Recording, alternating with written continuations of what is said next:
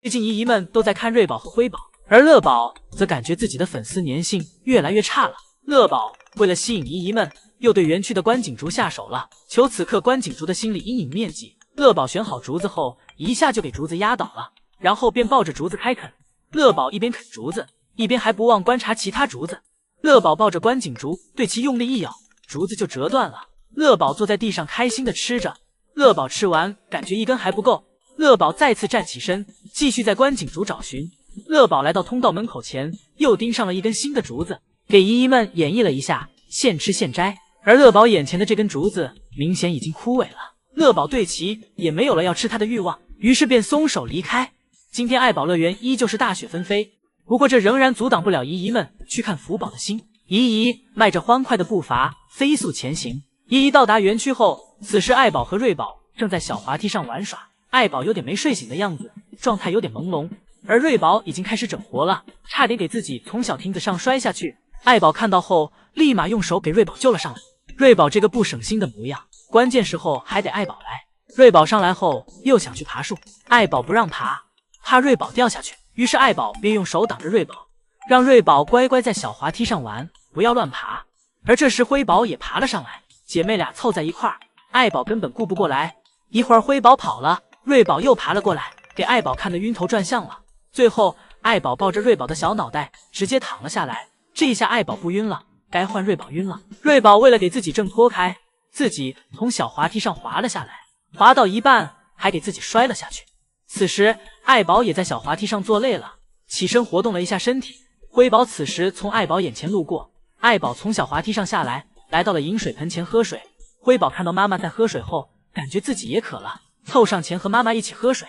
而此时的福宝依旧是在园区散着步，虽然爷爷为福宝特意制作了小亮台，但是姨姨这次来的有点晚了，福宝已经在小亮台上吃完竹子了，没有再看到福宝在小亮台上的样子。瑞宝凑到妈妈身边，没有前摇的直接坐在了妈妈的双下巴上，在妈妈双下巴上蹭来蹭去，一边蹭还一边讲：小爱，你知道我超喜欢你的双下巴吧？姨姨们感觉到爱宝带娃越来越累了，姐妹俩总是变着花样的折腾妈妈。昨天辉宝在树上不想下来，爱宝试着上树给辉宝叫下来，但爱宝尝试了一下，发现自己现在的身体已经无法做到辉宝和瑞宝那样的灵活了。这窄小的空间，爱宝发现自己根本上不去，最后只能尴尬的从树上下来。爱宝抬头看着树上的辉宝，感叹着还是年轻好。而今天姨姨则撞见了爱宝正准备产青团时，瑞宝辉宝这时非要凑过来要奶喝，爱宝产个青团都不得空，有时候真的挺想让爱宝收拾一下这姐妹的。前2天宋爷爷给爱宝测量体重，现在的体重是116.5千克，虽然这个体重也很健康，但是爱宝明显比去年瘦了。去年这个时候爱宝的体重是127.7，可见瑞宝辉宝越大，对爱宝的体力消耗也越大。不仅仅是平时瑞宝辉宝对爱宝的折腾，更多的是瑞宝辉宝越长大，喝奶的需求量也越大。这也是为什么宋爷爷跟瑞宝辉宝商量要不要断奶。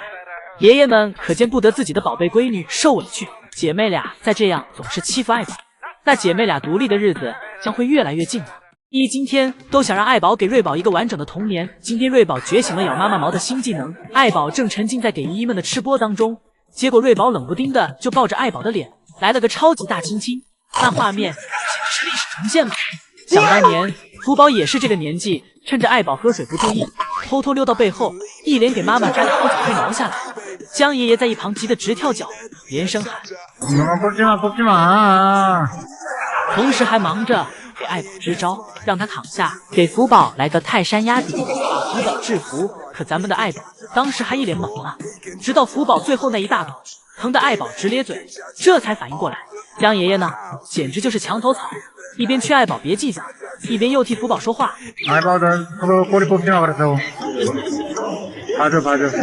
这次瑞宝咬的是爱宝的脸蛋，爱宝同样没有生气，爱宝只是轻轻的把瑞宝推开，用他那眼神杀警告了一下瑞宝，别逼我在人多的时候扇你，同时在心里感叹自己真是生了3个大孝子。而姨母们看到这画面，纷纷心疼爱宝，都想让爱宝再给瑞宝一个完整的。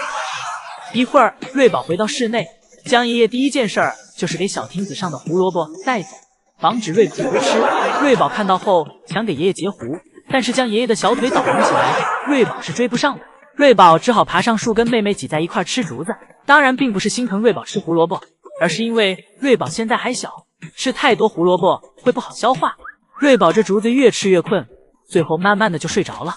福宝最新体检结果未见异常，真是太好了！姨姨们期待了3天的福宝最新动态，今天基地终于发了，这让姨姨们牵挂的心终于放下了。再不发福宝的动态，姨姨们都不敢保证接下来会发生什么。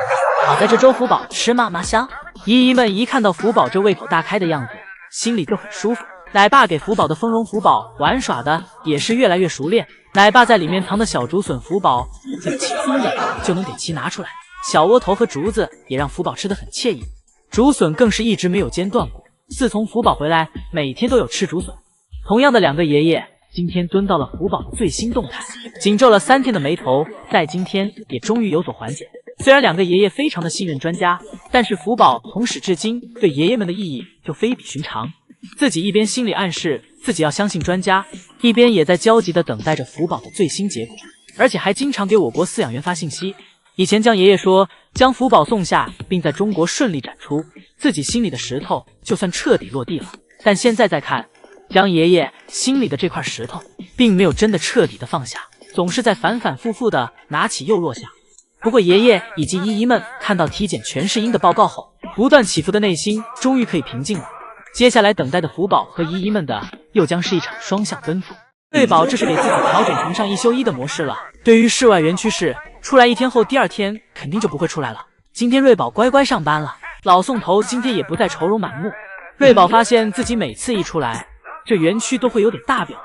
这次出来，瑞宝发现小瀑布不出水了，改成造雪了，一整条瀑布都被雪给堆积了。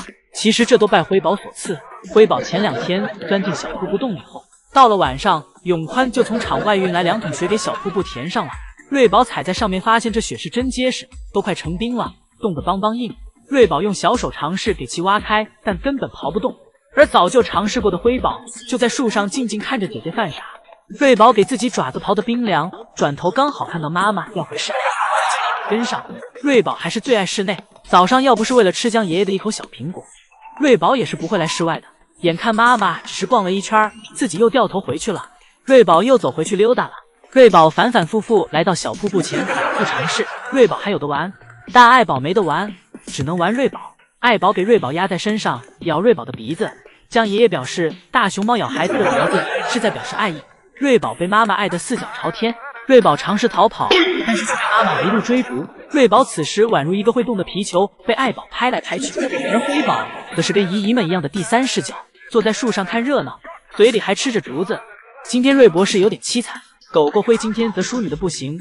爱宝一直给瑞宝欺负到通道门打开，当通道门打开的那一刻，丢下瑞宝就往家走了。与此同时的乐宝这里又在拿奶爸的南川竹剔牙了。